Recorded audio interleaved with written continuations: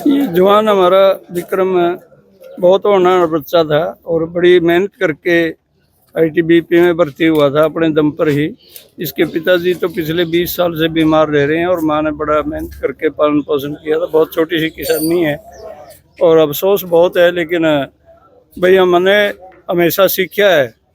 4 पीढ़ी लगातार फौज में है। इनके परदादा भी फौज में थे, दादाजी भी फौज से रिटायर हैं अभी, और इनके चाचे ताऊ आज भी भाई पूरा परिवार और पूरा गांव, एक तरह से हम कह सकते हैं हमारा गांव सैनिक गांव है और बहुत ही शहादतें हमेशा देते रहे हैं। लेकिन दुख इस बात का है कि यहाँ का स्थानीय प्रशासन का कोई छोटा मोटा अधिकारी भी यहाँ नहीं पहुँचा।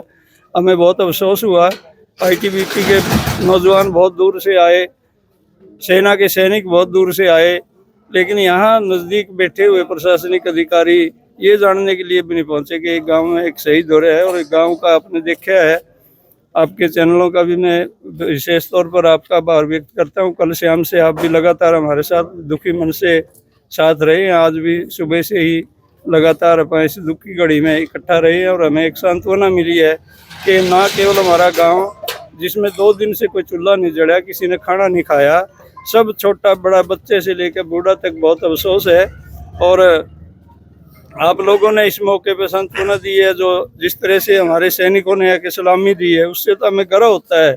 आज भी सैकड़ों बच्चे आपके इधर स्टेडियम है, हमारा इस स्टेडियम में कसरत करते हैं, दौड़ लगाते हैं और फौजी बनने के सपने देखते हैं। और विक्रम के रास्ते पे चलने का बहुत सारे नौजवानों में एक हौसला है।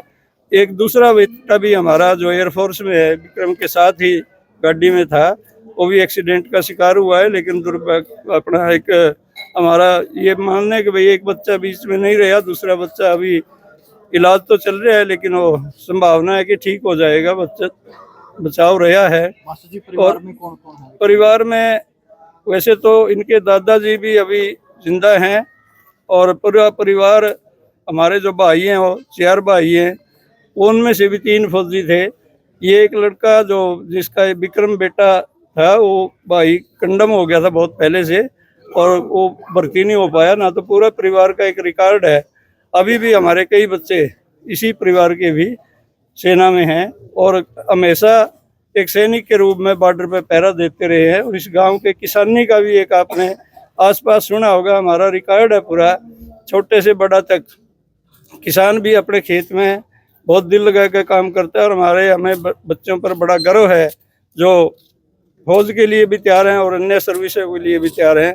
और इस शहादत ने हमें और हौसला इस बात का दिया है कि देश सेना के लिए, देश की सेवा के लिए हम अपने बच्चों को पैदा करें, नौजवान करें और उन्हें इस योग्य बनाएं कि वो हमारे देश की रक्षा में एक बड़ा योगदान अपने परिवार की तरफ से, गांव की ओर से दे सकें। तो इसका तो हमें अफसोस है कि बच्चा हमारे बीच नहीं रहा। शादी हुई थी लगभग 1.5 साल पहले, अभी बच्चा नहीं है। हमें इस बात का भी बहुत दुख है कि जहाँ परिवार में इतना बड़ा संकट है, हमें एक मासूम बेटी जो हमारे बहू के रूप में आई हुई है, उसके लिए भी हमें एक चिंता की बात हो गई। बड़ी खुशियाँ हो रही थी, बहुत चाव से 4 साल की सर्विस हुई है बेटे की और 1.5 साल पहले जब शादी हुई थी तो हमें एक बड़ा ये खुशी हुई थी कि परिवार अब बहुत बेहतर जीवन जिएगा और हमारे वो सपने धरे के धरे रह गए। लेकिन मैं आपके चैनलों के माध्यम से एक बार फिर कहना चाहता हूँ कि हमारे प्रशासनिक अधिकारियों ने यहाँ अनदेखी की है। एक सैनिक के लिए अनदेखी करना उचित नहीं है, ऐसे नहीं, इतना संवेदनहीन बनना नहीं चाहिए। यहाँ एक हमें SHO से लेके SP तक और एक नायब तहसीलदार से लेके कोई DC तक कोई ये संभालने नहीं आया, कोई सांत्वना देने नहीं आया। ऐसे मौका पे प्रशासनिक अधिकारियों को भी थोड़ा सा सचेत रहना चाहिए। मास्टर जी, अगर बात की जाए विक्रम की एज को लेकर, कितनी उसकी उम्र थी? उम्र अभी 27वां साल था जी, 26 साल का हुआ था जी। और बहुत जल्दी ही वो मेहनत के दम पे भर्ती हो गया था। और परिवार में मैं जैसे पहले बता चुके, पिताजी लगातार बीमार रहते हैं और माँ ने बहुत मेहनत करके पाला पड़ोसा था।